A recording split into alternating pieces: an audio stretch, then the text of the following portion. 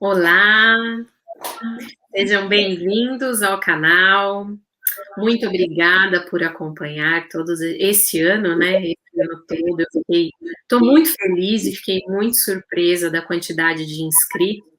Então, hoje, a gente vai ter aí uma live especial para vocês, em comemoração. E hoje eu trago uma convidada muito especial, a Cassandra Terra, professora doutora Cassandra Terra.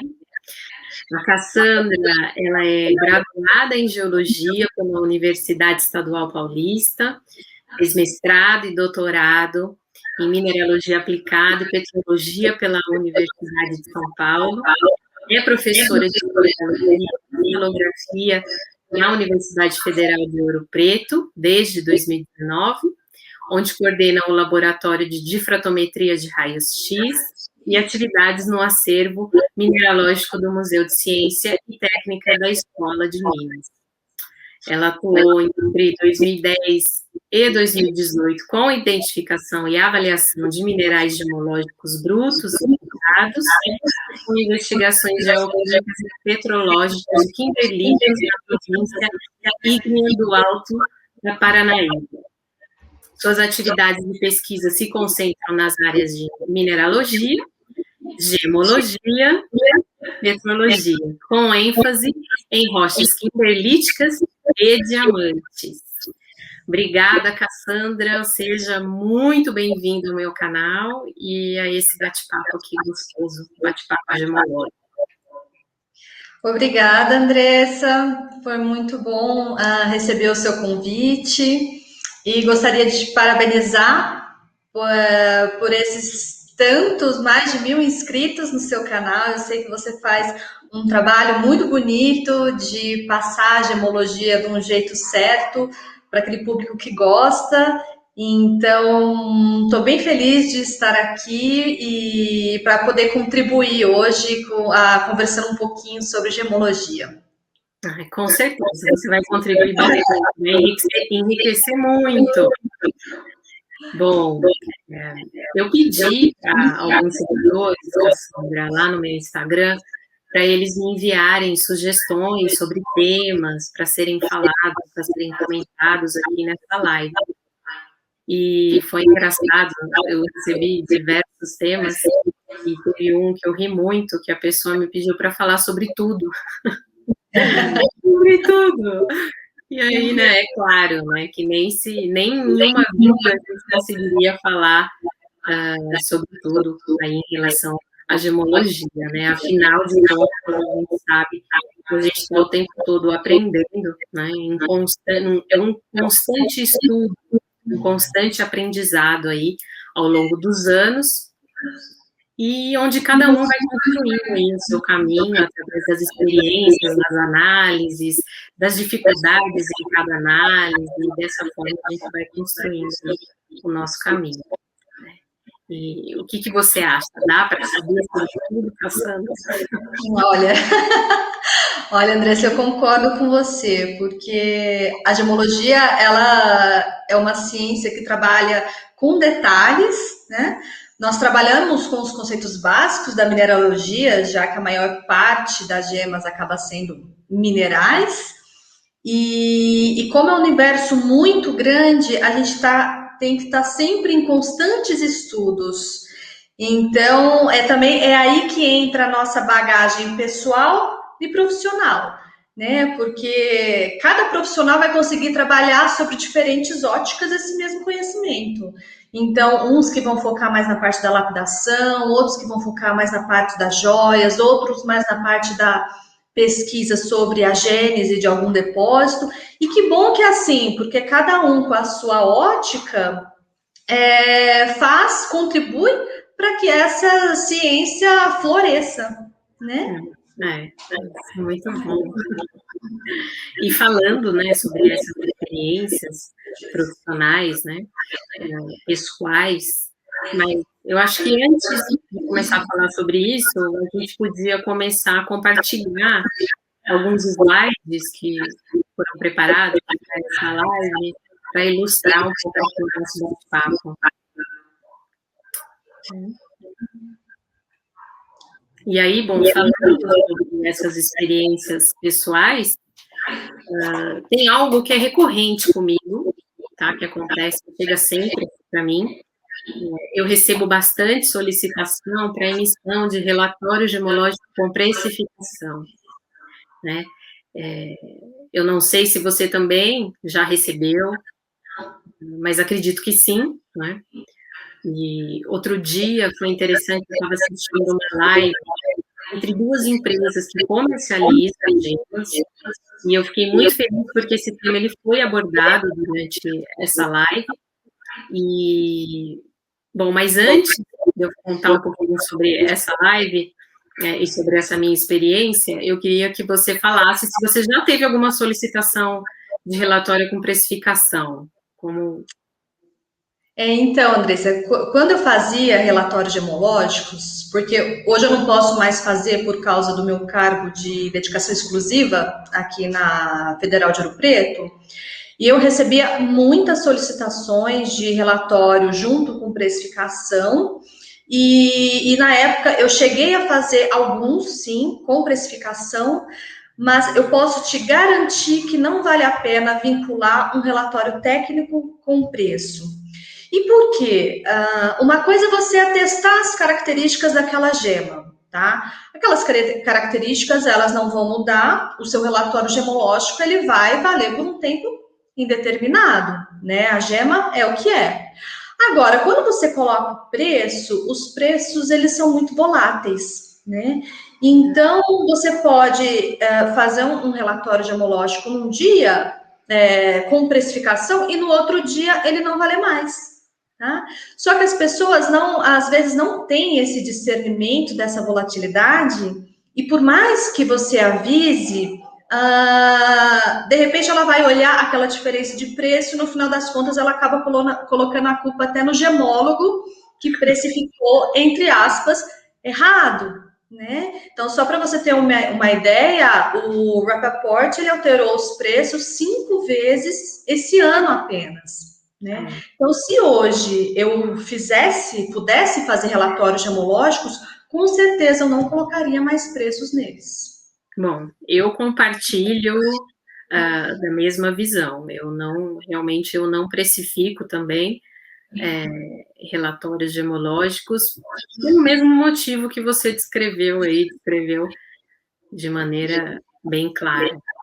Os preços são muito voláteis, então não cabe, né, ao gemólogo fazer essa precificação.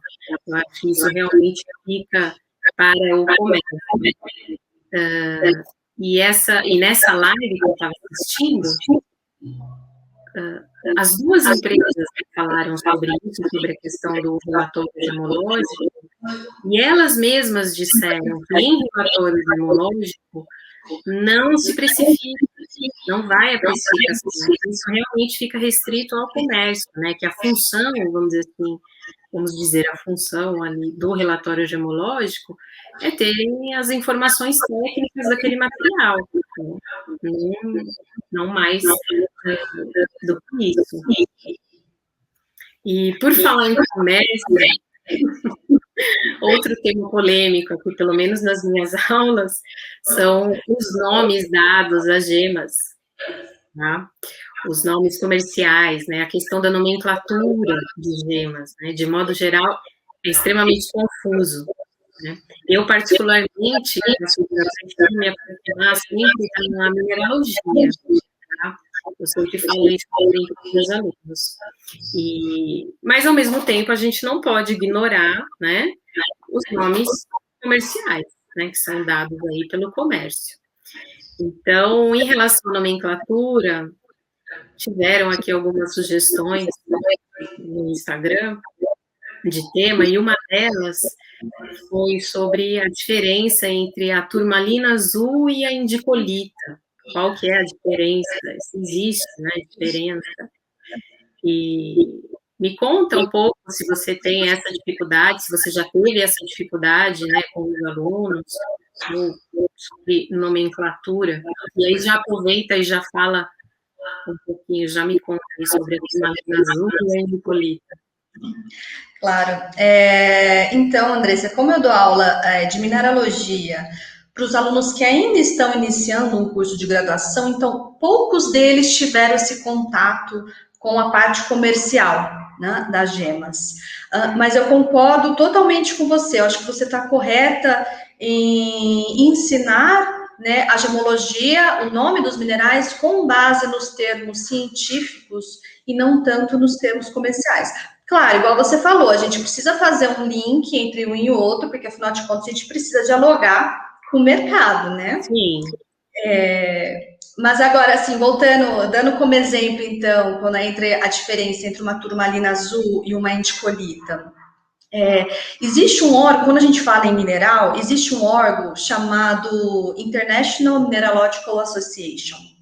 Este órgão, ele organiza toda a nomenclatura gemológica e faz toda a classificação para falar que algum mineral existe, né? Então, todas as espécies de gemas que a gente conhece hoje, elas passaram por esses parâmetros, elas obedecem esses parâmetros químicos e estruturais para existirem, né?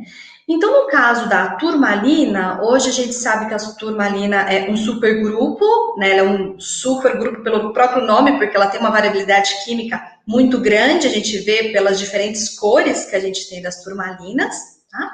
E a turmalina azul, ela é uma variedade de uma espécie que já foi classificada, que tem sódio e lítio na composição, que ela possui, para ela ficar azul, ela possui um pouquinho de ferro, e por isso que essa turmalina fica azul.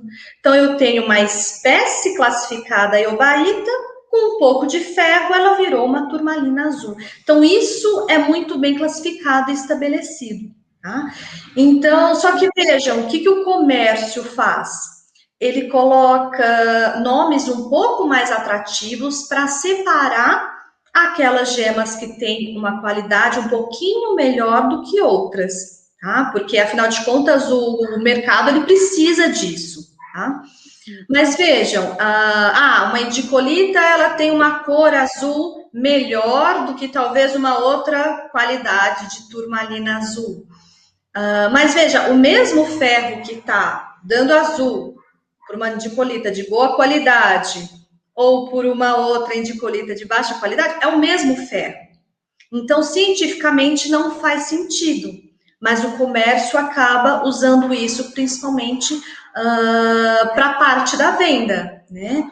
Então, assim, a gente precisa estar atentos aos nomes comerciais, claro, mas como a gente estuda gemologia de um modo sério, de um modo da ótica científica, e a gente tem que sempre lembrar que a gemologia é uma ciência, então a gente precisa embasar aqueles nossos estudos em fatos, como qualquer ciência.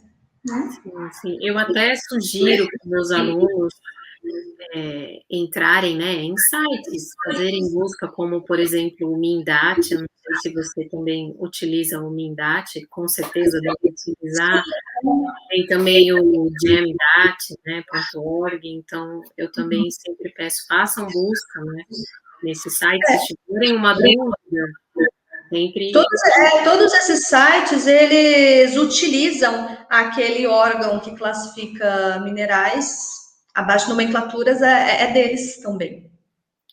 Que bom. Bom, tem também uma outra confusão de nomenclatura, que inclusive eu fiz tem dois vídeos aqui no canal, para quem ainda não assistiu, depois dá uma olhada, procura lá nos vídeos, que fala sobre quartzo verde, fala sobre aventurina. Então, existe também uma confusão muito grande de nomenclatura entre esses dois materiais, e inclusive uma seguidora pediu para falar sobre esses dois materiais, e eu acho que assim, a principal diferença entre eles, é que um é um mineral, né? A aventurina é uma rocha, e o quartzo verde é um mineral. E às vezes é difícil também das pessoas conseguirem entender essa diferença, né? Então, assim, qual que é a diferença, Cassandra, entre o mineral e entre uma rocha, né? Certo? A gente vê que ambos são utilizados na joalheria, né? Ambos podem ser beneficiados pela lapidação, por gravação e serem utilizados aí como adorno. Então, tenta aí explicar para a gente qual que é a diferença entre esses dois. Vamos lá, vamos pegar assim um outro exemplo também para ilustrar. Imagine uma água marinha. Água marinha todo mundo conhece, uma água marinha. Bem, quando você observa uma água marinha, ela é um mineral, tá? E o que ela é então? Bem, para ser esse mineral, ela precisa se encaixar em algumas características, né? Quais que são? É uma substância sólida, tá? Quimicamente homogênea, ou seja, ela possui uma composição química, no caso da água marinha, é um silicato de berílio com um pouquinho de ferro, que vai dar a cor azul. Ela é natural, ou seja, ela cresceu ali na natureza, né, não foi num laboratório. Ela é inorgânica, ela não teve a ação de seres vivos iguais às pérolas. Ela é cristalina, ou seja, ela possui os átomos, é um arranjo atômico coordenado. Então, isso caracteriza um mineral. Então, a água marinha é um mineral. Agora, vamos pegar agora o lápis lazuli. No caso do lápis lazuli, ele já não é um mineral, ele é uma rocha. Por quê? Porque ele é formado por um conjunto de minerais. Só que este conjunto de minerais, eles são tão pequenininhos que forma aquela substância maior que a gente chama de rocha. No caso do lápis lazuli, ele vai ter o quê? Um conjunto de minerais como a lazurita, que é o que vai dar a cor azul, a calcita, a pirita, a sodalita e assim por diante. Então, essa é a diferença básica. A gente tem um mineral e para ser uma rocha, ela precisa ser formada por um conjunto de minerais. Entendi, muito bem explicado. Espero que me tenha ajudado a seguidora que levantou essa dúvida, porque você também trouxe, além da venturina, que é uma rocha, você também trouxe o lápis lazuli, então também foi muito bom. E falando, né, em minerais e rochas que são utilizados para compor joias, né? Tem um mineral muito especial e muito desejado desde a antiguidade, que é a esmeralda. E eu trago a esmeralda também por conta de um pedido, de uma sugestão de um seguidor que me pediu para falar sobre inclusões, né, inclusões em esmeraldas.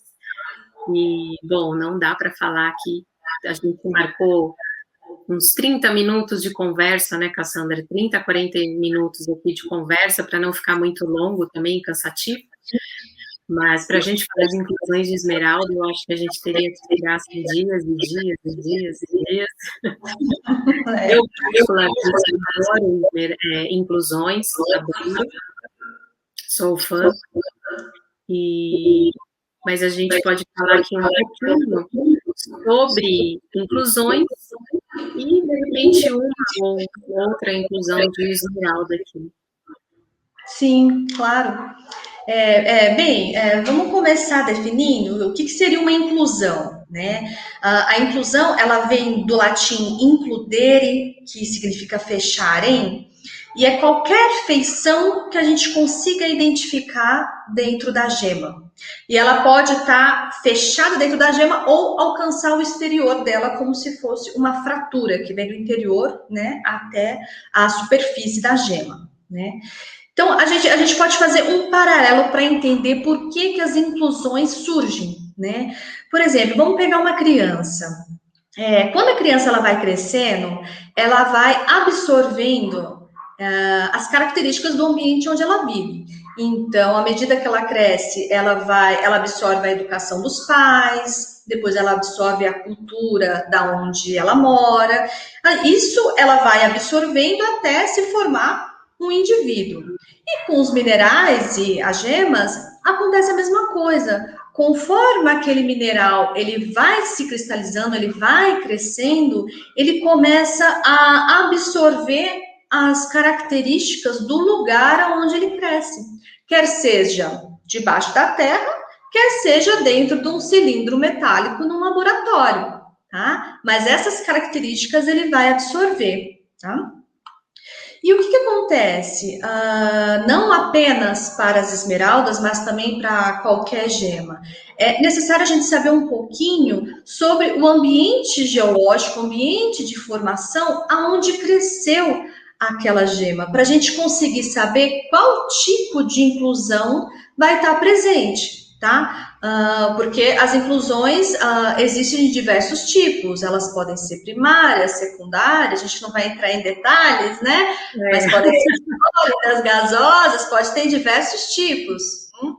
E, por exemplo, a gente tem, vamos pegar aqui, essa daqui é um exemplo de inclusões muito típicas de esmeralda colombiana. Mas essa inclusão aqui, que a gente chama de trifásica, porque tem 3 fases, ela é típica da Colômbia. Hoje a gente sabe que existem inclusões parecidas em outras esmeraldas. Mas, por exemplo, no caso aqui das brasileiras, vamos pegar como exemplo ali a esmeralda de Itabira, ali da mina de Belmonte. Ela tem um conjunto de características. O que vai ser? Vão ser inclusões primárias e secundárias, que a gente está falando em tempo. A gente vai ter tubos de crescimento, cristais negativos. São inclusões totalmente diferentes dessa colombiana que a gente está vendo aqui. E entre as regiões brasileiras também, cada lugar vai ter um conjuntinho de inclusões diferentes. Tá? Então, é isso que está a parte complexa desse assunto. É importante, eu acho, né, as pessoas saberem, né, que as inclusões, elas podem ser, que nem você falou, elas podem ser sólidas, líquidas, gasosas, né, e também que podem ter, né, os cristais de outros minerais dentro, inclusos nesse meu mineral, inclusões de 2 fases, que nem você falou, né, de 3 fases. Então, mas, como você disse, existe um padrão aí de cada ambiente geológico e isso precisa realmente ser estudado separadamente, né? Tem que levar isso em consideração. E já que falamos das esmeraldas, inclusões, aí me lembra fraturas, fissuras, e as fissuras me lembram tratamentos. E aí eu já vou puxar próximo tópico, né, de um outro seguidor que pediu para falar sobre tratamentos aplicados às gemas, né? E, bom, já aproveito também para agradecer os seguidores que mandaram essas sugestões para a gente conseguir fazer a live. Eu escolhi algumas, mas vocês podem continuar mandando lá no Instagram ou aqui no comentário mais sugestões, e aí a gente pode pensar em fazer mais, né, Cassandra? Com certeza, será um prazer. Porque a intenção realmente é essa, né, é compartilhar um pouco de conhecimento aqui. Bom, voltando aqui aos tratamentos, então, esse é um outro tópico também super amplo, né, que dá para falar aqui por horas, mas eu acho que a ideia mesmo é dar um panorama geral, bem geral, sobre alguns tipos de tratamentos, principalmente os mais comuns, disponíveis aí no mercado, quando a gente vai comprar uma gema, enfim, ou um material bruto, né? E os tratamentos, de modo geral, né, as pessoas têm que pensar que eles são utilizados para melhorar, né, a aparência da gema, né, de modo geral. E existem diversos tipos, né, que são aplicados às gemas, desde os superficiais, de alguns que são mais superficiais, que podem sair aí ao longo do tempo, ou até mesmo manusear, né, a gema, até tratamentos permanentes, que não saem com facilidade, que não saem, que ficam realmente impregnados. Então, por exemplo, eu posso citar alguns básicos como mais simples, eu digo, tratamento térmico, né, impregnação, né, irradiação, tingimento, preenchimento, né, de fraturas e fissuras. Então, mas é bom também ressaltar que a identificação de tratamento em gemas, às vezes, se tornam bem complexos, né? Porque tem tratamentos que a gente não consegue identificar olho nu, e às vezes nem com microscópio, né? Lupa, nem microscópio mesmo. E aí precisam de equipamentos mais avançados, como, por exemplo, a espectroscopia, né? Eu me lembro que você fez uma palestra sobre equipamentos de análise avançadas, não foi? De análises avançadas no canal da Sociedade Brasileira de Geologia, falando Foi, sobre espectroscopia. Se você foi, quiser falar aqui um pouquinho sobre isso. claro. Lá a gente acabou abordando uma gama maior de equipamentos gemológicos mais avançados aplicados à gemologia. Mas é igual você falou, as questões mais complexas dentro da gemologia, a gente requer equipamentos um pouco mais avançados, né? E como análise de elementos traços na parte da química e as diversas, diferentes espectroscopias, né? Então, para ilustrar um exemplo, né, dessa área, a espectroscopia ela é um método muito utilizado na gemologia porque ela não destrói a amostra, ela quase não é destrutiva, né? E pelo nome a gente pode ver que ela é o quê? Ela é se a gente for separar a palavra, a escopia vem o quê? Vem do verbo ver, e o espectro vem a imagem, como se fosse ver a imagem, né? De alguma coisa que os nossos olhos não captam. Então, a gente acaba interpretando esses gráficos que eu acabei de colocar aqui na imagem. Quando a gente pega uma amostra e insere ali um feixe de elétrons para fazer uma análise. Acontece uma interação ali e que essa interação os nossos olhos não conseguem captar, né? Só que os aparelhos sensíveis, eles captam, gerando, né, um resultado que o gemólogo precisa interpretar, tudo bem?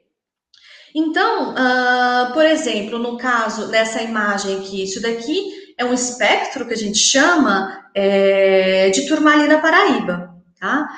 Aqui a gente vê que a turmalina paraíba, ela dá um espectro muito característico por causa da presença de cobre e manganês, tá? Ao passo que uma turmalina azul comum, ou aquela indicolita que a gente comentou no início, ela é essa última linha aqui, ó, por causa que ela é colorida pelo ferro e não pelo cromo. Então, ela dá uma resposta diferente, né? No caso dos tratamentos, alguns tratamentos também são possíveis de serem detectados. Por exemplo, você comentou do tratamento térmico. No caso da Paraíba, se você trata ela termicamente, ela vai perder este pico aqui. Então, são várias nuances que ali o gemólogo ele acaba precisando interpretar, tá? E nesse outro exemplo, no caso, aqui falando em esmeraldas também, essas duas imagens aqui são exemplos de esmeraldas, tá? E dependendo do ambiente de formação, a gente vai ter uma resposta diferente. Então, nessa imagem de cima, nessa aqui, a gente tem uma esmeralda colombiana. Se a gente vê essa imagem aqui de baixo, que é um ambiente onde um ambiente geológico diferente, hidrotermal, a gente vê que as nossas esmeraldas, elas possuem muito mais ferro do que uma esmeralda colombiana, do que uma esmeralda chinesa, né? Então, também com a espectroscopia e com a análise de laser ablation, a gente também consegue, muitas vezes, separar a origem. Não sempre, mas é possível, tá? Então, vejam, tudo vai depender da estrutura e da composição física, da composição química da amostra, que vai dar uma resposta diferente para a gente interpretar. E esse método, né, por exemplo, a espectroscopia, ela também é utilizada para distinção de gemas sintéticas e também de tratamentos, né, de alguns tratamentos também, né, também é utilizada. Sim, exatamente. Até na parte dos diamantes sintéticos, você precisa de uma espectroscopia ali no infravermelho, que não é nem esse aí, Uhum. mais o infravermelho longo, para conseguir também diferenciar a parte sintética, as gemas sintéticas. Exato, exato. É. Bom, obrigada, Cassandra. Eu acho que a gente já chegou aqui no nosso limite de tempo, que a gente se disponibilizou realmente a fazer, a falar. Foi muito bom conversar um pouquinho com você. Foi muito, foi muito rico esse bate-papo. Eu tenho certeza que quem está assistindo também achou que foi muito bom. E eu espero que a gente possa repetir mais vezes com outros temas, com outras sugestões.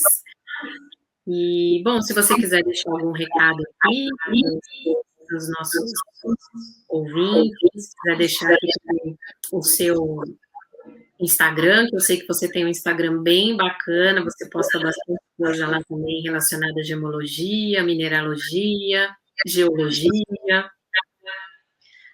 Eu queria agradecer mais uma vez você, Andressa, por ter me convidado, a todo mundo que está assistindo, porque provavelmente todo mundo compartilha do mesmo sentimento, a gente gosta muito de gemologia e espero que a gente tenha contribuído de alguma forma, se vocês conseguiram aprender um pouquinho mais, né? Já está valendo. E só queria agradecer e podem fazer perguntas, entrar no Instagram, fazer comentários, que a gente está sempre gostando de aprender e de ensinar mais um pouquinho. Obrigada, Andressa. Eu que agradeço. E agradeço agora a todos vocês que estão assistindo, muito obrigada. Mais uma vez, muito obrigada pelos 1.000 inscritos no canal. Vamos agora rumo aos 2.000 e a gente se vê em breve, tá bom? Beijo. Beijo.